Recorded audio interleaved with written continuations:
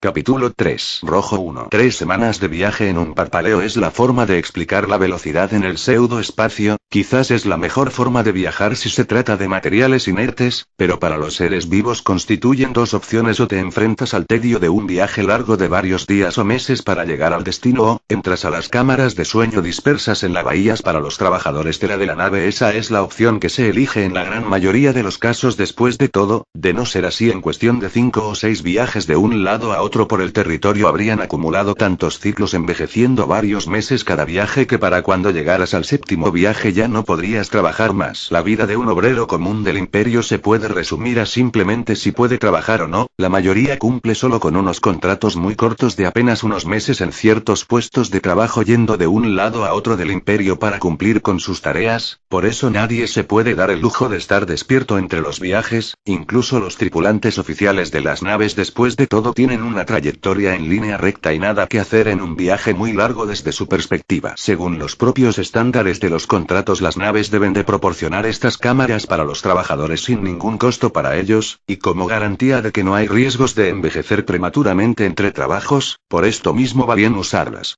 Se sobresaltó cuando su cámara de sueño se abrió estando aún en medio del traslado, Rojo como lo habían apodado desde que había empezado su penosa adolescencia, ya muchos ciclos atrás. Se dio cuenta de que no estaban en una situación de emergencia, no había alarmas ni un alboroto en la parte exterior de su cámara de sueño y más de 40 ciclos. Trabajando le habían enseñado que los obreros solo despertaban en medio de la traslación por causas de emergencias o como preparativos para el trabajo. Por un momento se sintió con ganas de mandar todo al diablo y quedarse al margen de lo que seguramente sería otra reunión para darle ánimos a los trabajadores y decirles lo indispensables que son para el imperio y cómo son ellos los que proveen un valioso trabajo. Esas estupideces lo ponían de mal humor, los vacíos halagas de un tipo que nunca en toda su vida había tenido que trabajar de verdad para vivir. Tipos repugnantes que miran a sus trabajadores y les dicen que los entienden. Cuando nunca pasan hambre o no se preocupan si podrán seguir trabajando mucho más tiempo con un salario estable. Rojo parpadeó un par de veces para aclarar su vista, para examinar su cámara mejor. No le gustaban esos largos sueños de meses. Aunque la alternativa le gustaba menos, los largos períodos de sueño se acumulaban en un estado semiconsciente. Otra vez había soñado con su juventud, cosa que le resultaba bastante desagradable. Ya hacía mucho tiempo que no era ese niño idiota de cabeza caliente que se metía en toda clase de problemas solo por la emoción de hacer algo nuevo. Las incontables horas de sueño le traían oleadas constantes de lugares, rostros y acciones, tanto así que muchas de las cosas que soñaba se desvanecían antes de despertar, pero la parte más profunda de su sueño, esa área, se quedaba en su memoria del mismo modo que lo harían los recuerdos del día a día estando despierto, y aunque había planeado comprar medicamento que impidiera que su cerebro realizara los procesos cognitivos que formaban los sueños. Esta no es barata y él mandaba casi el 70% de su salario a su familia. Para cuando el segundo anuncio sonó en la bahía despertó completamente, extendió una mano para abrir los seguros internos de su cámara. Con esto la puerta se abrió deslizándose sobre la cama a la derecha. Las cámaras son cilindros de metal en los que pueden dormir los obreros sin envejecer, pero no son nada cómodas, apenas una pequeña cama donde duerme el obrero junto con un compartimiento donde guardar sus pertenencias. Aunque la nave transportaba mayoritariamente herramientas, suministros y maquinaria en las cámaras centrales de la nave, las cámaras de sueño de los trabajadores se encontraban distribuidas en las bahías a los costados de la nave. Mientras más trabajadores despertaban y salían de sus cámaras, la bahía se iluminaba por secciones, todas dispuestas a lo largo de anchas cámaras divididas en niveles, conteniendo las cámaras colocadas de forma vertical, separadas por un área de 2 metros entre cada una, marcadas por un octágono que representaba el área personal de cada cámara. Mientras Rojo seguía acostado boca arriba contemplando el techo de su cámara que acababa de abrirse, se intentó quitar las imágenes que vio durante días. El pasado es un pueblo al que ya no me dejan regresar, se dijo entre murmullos mientras se frotaba los ojos con el dorso de la mano. Finalmente se decidió a salir, estiró una pierna al techo para salir de su cámara. Finalmente se impulsó para dar el paso que lo sacó de su cama, pero apenas colocó un pie en el suelo de la bahía se mareó por el cambio de la red de gravedad. Se dio la vuelta para contemplar el interior de la cámara. Veía el colchón que le había servido de cama tantos días desde que empezó el viaje, y finalmente se miró en el reflejo de una de las cámaras que aún no se habían abierto. Alto y entrado en carnes, tenía una prominente barriga, pero aún conservaba sus músculos lo mejor que podía. Tenía una piel azulada casi de color cobalto. Los años no pasan en vano. Se pasó una mano por su cabello. aún abundante y de un color prematuramente rojo desde su adolescencia, su cabello era lo único que conservaba de aquellos días. Apartó la mirada de su reflejo y comenzó a recoger sus cosas en la lona que llevaba en su cabina, mientras recogía sus pocas herramientas, unas cuantas mudas de ropa y algunas raciones de comida comprimida. No dejó de advertir cuántos rostros nuevos había en la bahía, pensó que probablemente es el más viejo del lugar, lo cual lo reconfortó en cierto modo, ya que recordó que cuando inició en este trabajo nadie esperaba que durara un ciclo completo de trabajo. Cuando terminó de acomodar sus cosas en la lona que estaba en el suelo, tecleó una clave en el regulador que tenía en la muñequera. La lona recibió la orden y comenzó a plegarse alrededor de las cosas que se colocaron encima de esta para transportarlas más fácilmente. Rojo pasó una de las correas al hombro y comenzó a alejarse de su cámara. Mientras caminaba entre las cámaras vio a los ocupantes de estas despertando, algunos de ellos mucho más bajos que los demás. Ayer les tenían problemas para saltar fuera del todo y quedaban atorados por la rejilla de gravedad de la cámara y la bahía, detenidos en la entrada de la cámara como sujetos por una cuerda invisible. Eso pasa cuando tu tamaño es apenas un tercio de los que te rodean, por eso es que cada uno de ellos tiene al lado de sus cámaras vehículos mecánicos, cuerpos que imitan el cuerpo de los Ayerles, piernas mecánicas delgadas y fuertes con brazos que terminan en manos con dedos hábiles, unidos a un cuerpo parecido a un huevo con un frente recubierto por una protección extra que terminaba en un pico en la base del torso que cubría la articulación que permitía girar y doblar parcialmente el torso. Solo estaba abierto por la parte superior y los costados superiores, el resto que ya habían salido recogían sus cosas para salir de la bahía. Gente joven, muchos de ellos estaban ahí por voluntad propia, otros tantos cumplían condenas por crímenes serios. Mientras avanzaba notó como muchos tenían quemaduras en los brazos, el lugar y la forma de las quemaduras eran inconfundibles, marcas de quemaduras por crionte, una droga muy común en los estratos más bajos del imperio, la conocen más a menudo como la niebla del sueño. Muchos creen que calma el dolor y que sirve como un estimulante, pero lo que realmente pasa es que destroza los nervios haciendo insensible el cuerpo, generando un estado de euforia mientras sus efectos duran. Malditos niños, pensó sacudiendo la cabeza. Y salió de la bahía rumbo a la sala de reuniones. Supuso que eso tenía que hacer. Después de todo, no hay ninguna indicación para los ocupantes de la bahía. El talón izquierdo le punzaba cuando apoyaba mucho peso en él, por lo que había estado caminando cargando el peso de sus cosas en el lado derecho del cuerpo lentamente con un semblante de fastidio. Últimamente, cada vez que salía de esos largos sueños, su cuerpo lo resentía más y más. Oh, ya estoy viejo para esto, dijo con una nueva punzada de dolor al caminar después de recorrer el pasillo de conexión a la sala de juntas. Una habitación abovedada circular con un pedestal cilíndrico en el centro de la habitación sobresalía unos 3 metros desde el suelo. A su alrededor los demás trabajadores comenzaron a entrar. En ese momento se dio cuenta de los pocos trabajadores que había en el panel bajo.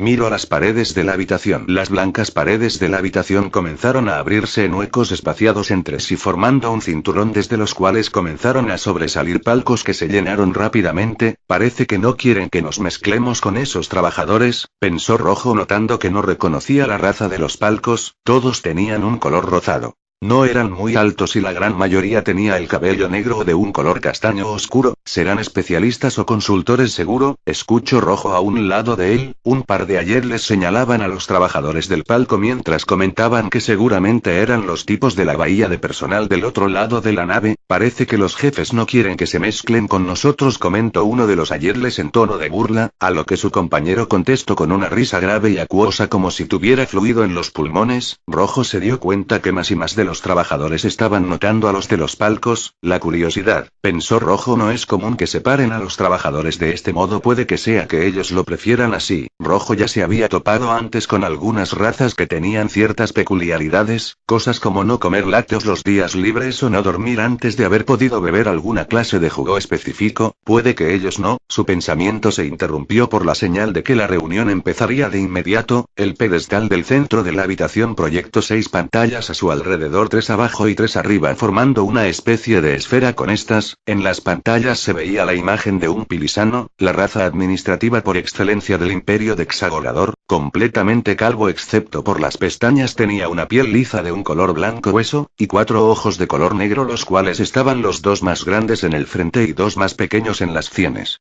Tenía una boca ancha con labios delgados y al hablar dejaba ver su dentadura fina y parecida a una hilera de cerdas de cepillo. Las fosas nasales estaban cubiertas por unas pequeñas bolsas de piel que se inflaban con cada exhalación. Mis queridos compañeros, lamento haberlos despertado tan pronto, pero, comenzó a hablar alargando ligeramente las vocales en un tono un poco agudas. Este característico acento de la especia les daba un todo de sumisión que no le gustaba a Rojo, que sabía un gordo saco de trabajar todo el día por una fracción del salario que ellos recibían sin tener claro si podrían conseguir trabajo para el próximo ciclo o si tendría suficiente dinero como para no morirse de hambre o endeudarse hasta los codos mientras buscaba otro trabajo. El tono meloso y arrastrado de los pilisanos es una de las razones de que terminaran donde están. A los Yudan, supongo que si tienes cabeza para los números y puedes besarle el culo a tu jefe como si fuera el amor de tu vida, puedes ascender muy rápido. Rojo odiaba la sumisión, aunque fuera una sumisión fingida y necesaria para mantenerse en el imperio. Durante los primeros minutos el pilisano que resultaba ser Ieron, el dominador del sistema Disanti, comenzó con la cháchara de siempre, comentarios de lo importante que es el trabajo en equipo, como los trabajadores son la sangre que le da vida al imperio, estupideces como estimados compañeros, me alegra decirles que bla bla, mayor productividad y noticias emocionantes de nuevos equipos que se introducirían para la extracción del Curium en esta nueva empresa y más bla bla bla. Menciono de pasada los 12 ciclos que había trabajado en el acondicionamiento del planeta minero 495 en el sistema Disanti y aseguro a los trabajadores como su seguridad estaba garantizada a pesar de tratarse de un sistema fronterizo.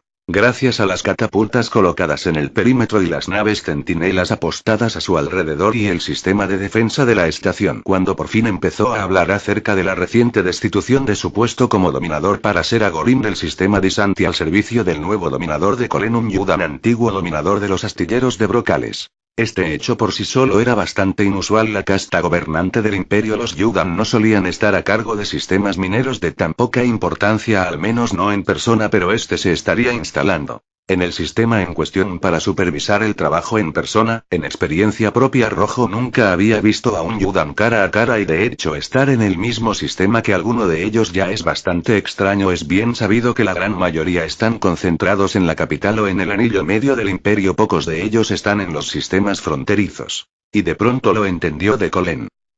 Es el nombre a ese tipo que estuvo en las noticias a inicios del cuarto de ciclo pasado. Fue un escándalo porque se le implicaba en el intento de asesinato del tetrarca Erin Cranmel. Librarse de sus problemas le debió costar casi todo lo que tenía y ahora está aquí tan lejos como puede del territorio del tipo que intentó matar. Mi abuelo solía decirme que para ser idiota no hace falta estudiar, pero este tipo parece que se ha pasado la vida viendo cómo ser un estúpido consumado, dijo mientras señalaba la pantalla con uno de sus dedos mecánicos, mientras en la pantalla lo que seguramente solo era un mensaje pregrabado seguía hablando. Rojo. Miro brevemente a la Yegle. Noto que habían pocos de estos, no son muy comunes en proyectos de extracción de Curium. Sus trajes mecánicos suelen fallar con la mayoría de las emisiones de energía para la mina. Supuso que por eso sus trajes estarían reforzadas para evitar el mal funcionamiento, ya que dudaba que los dejaran tomar las herramientas sin el equipo adecuado para criaturas tan pequeñas. 2 horas después de terminar la junta de personal, Rojo se sentía no solo de muy mal humor, sino que estaba pensando seriamente en mandar todo al diablo y buscarse una colonia donde pasar los últimos ciclos que le quedarán por vivir. La reunión, que había consistido en básicamente informar las pérdidas para la compañía en ese último ciclo y cómo con determinación y esfuerzo estaban en números rojos, había dicho el mensaje pregrabado. Todo lo que habrá será trabajo, dormir, trabajar y dormir, pensó amargamente mientras contemplaba una de las paredes del corredor. Recordó cómo a inicios de ciclo no le parecía que fuera a pasar nada malo y luego ocurrió el intento de asesinato del tetrarca Kram y por culpa de eso la compañía de minería casi se había ido a la mierda. Casi le hubiera gustado que fuera así, ya que para ese momento estaría buscando otro trabajo en otro sector y para otro patrón que no estuviera en la lista de enemigos de un tetrarca. Mierda, más me vale que este trabajo me reporte una buena ganancia. Mentalmente ya estaba haciendo cuentas de qué turnos podría cubrir en la mina para poder conseguir unos cuantos bonos. Incluso estaba dispuesto a unirse a un sistema de pago en excedentes si la situación lo ameritaba, pero descartó esa idea casi de inmediato. Tendría que estar loco para hacer algo así.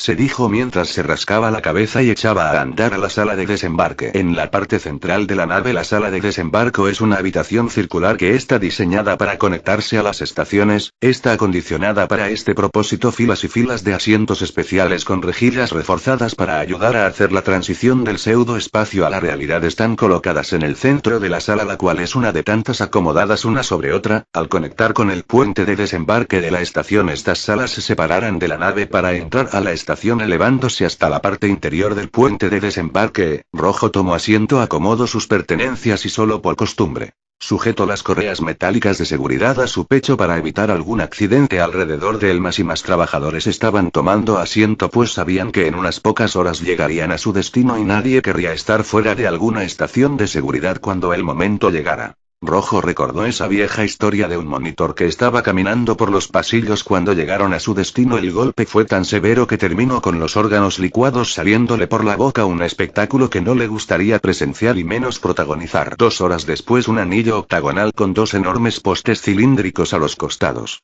hecho de metal, comenzaba a prepararse para la llegada de la nave al sistema Disanti. El anillo se separó en el centro formando 2 arcos que, alineados por los postes, aún marcaban un círculo en el centro. Un estallido de plasma azul se produjo en el centro del anillo formando una serie de líneas de llamas azuladas en todas direcciones propagándose hasta los bordes del anillo, el cual a su vez se estremece como si fuera golpeado por una gran fuerza. Algunos testigos describen el proceso como si un enorme puño espectral golpeara el éter para romper la tela de la realidad. Una estela de fuego que mostraba la silueta de la nave empezó a dibujarse en el centro del anillo, esbelta y baja en el centro, con 2 cámaras ovoides a los costados y una cabina que estaba colocada en la parte superior delantera de la nave. Esto, junto con los 4 propulsores de inyección que estaban sujetos sobre las cámaras en antenas largas de metal, le daba el aspecto de un ave gigante con las alas en llamas por las estelas de los propulsores. En menos de un parpadeo la nave apareció por fin en el espacio real con una vibración violenta al inicio, desacelerando poco a poco, detenida por la rejilla de gravedad del anillo, mientras los postes mantenían la posición en la órbita exterior del sistema donde no corrían el riesgo de interceptar materiales muy grandes. La catapulta de Disanti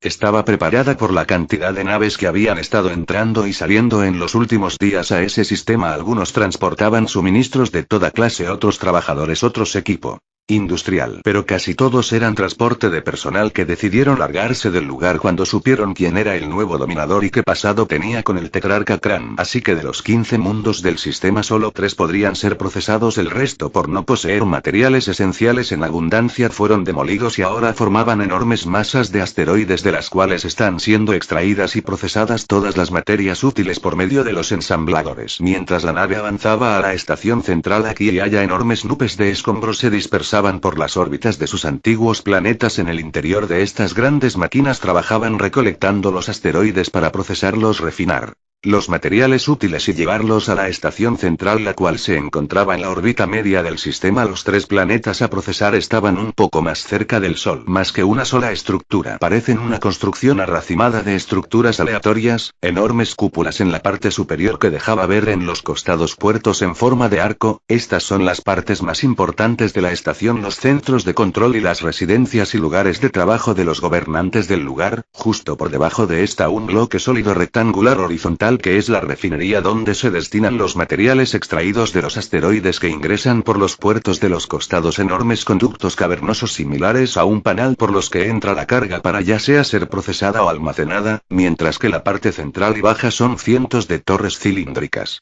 Algunas más anchas, otras más largas, algunas de estas unidas por enormes discos. Estas son las dependencias de la mayoría de los residentes y también la entrada y salida de la estación para los obreros. Por último, un enorme anillo metálico que rodeaba la estación sin conectar físicamente con esta, armado con una serie de cañones de alto alcance, la línea de defensa de la estación, cosa muy útil en un sistema tan cercano a las fronteras del Imperio, ya que sin este serían presa fácil para cualquier nave carroñera que se atreviera a dejar las zonas de fuego libre para robar el material extraído ya refinado. En pocas palabras, es enorme, de dimensiones comparables a un continente, Cada torre es en esencia una ciudad que está ligada a la estación y entre ellas por los discos que tienen la función de ser puentes entre estas. No es una simple estación donde se refina y almacenan materiales, es una comunidad donde viven, trabajan y conviven cientos de miles de ciudadanos imperiales y dependiendo de su estatus su estilo de vida puede variar considerablemente. Rojo, que ya se había puesto en pie para observar el sistema por las ventanas que se abrieron alrededor de la cabina de desembarco, podía ver los ensambladores que se encontraban en los límites de las pilas de escombros. Pequeñas naves recolectoras arrastraban las enormes rocas al interior de estas máquinas.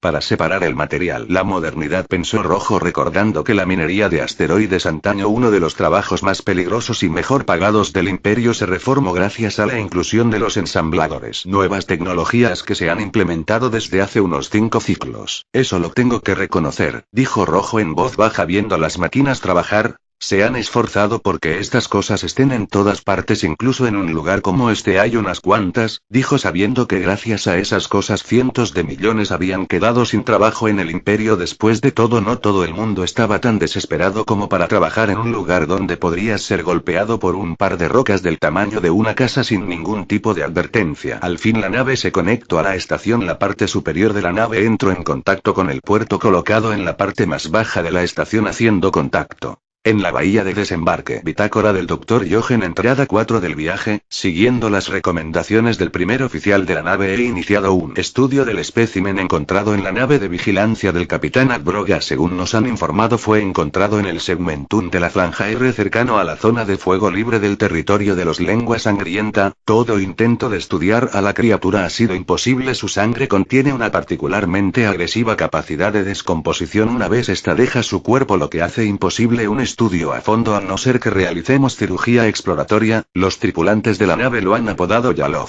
que en la jerga del territorio de los ojos quemados significa sobreviviente. El apodo le queda bien ya que lo encontraron a la deriva en una pequeña nave casi completamente destruida, la cual tenemos a bordo. Para más información de esta, consultar los informes de los técnicos que serán adjuntados al expediente. En relación al estudio del espécimen, es un clase 3 estándar, 2 brazos, 2 piernas y una cabeza. Su estructura interna, por otro lado, es más complicada. Posee un sistema cardiopulmonar muy inusual, 2 corazones interconectados tan grandes como sus puños, 3 pulmones, más pequeños de lo que cabría esperar por su caja torácica, pero parecen ser mucho más eficientes que los convencionales. Esto, aunado a su sistema muscular, me ha llevado a pensar que es un ser diseñado artificialmente. Su piel es más resistente de lo que se podría pensar dado a lo delgada que es. No está provisto de pelaje, a excepción de su cráneo. En relación a su estatura y peso, calculamos que sería capaz de levantar 5 o 6 veces su peso. Los estudios indican que no porta ninguna enfermedad o patógeno y aunque él parece entender lo que decimos, su lenguaje es demasiado ajeno a los encontrados en el imperio. Los traductores no han encontrado pautas para procesar su idioma. Se requieren más estudios para llegar a comunicarnos con él y poder establecer su origen. Según los técnicos, la tecnología de su nave está codificada con un implante que está en su cráneo. De momento solo podemos intentar ayudarlo a integrarse parcialmente. Parece que ha estado mucho tiempo sobreviviendo de las raciones de emergencia de la nave y está muy débil por la falta de comida. Aún así hemos medido sus reacciones, ver estudio de reflejos y funciones musculares. Si esta es la norma de su especie, tenemos a una raza con capacidades obviamente artificiales. Si se trata de algún experimento aislado, podrá resultar muy útil tras una serie de estudios. Cosa que recomendaré para la criatura.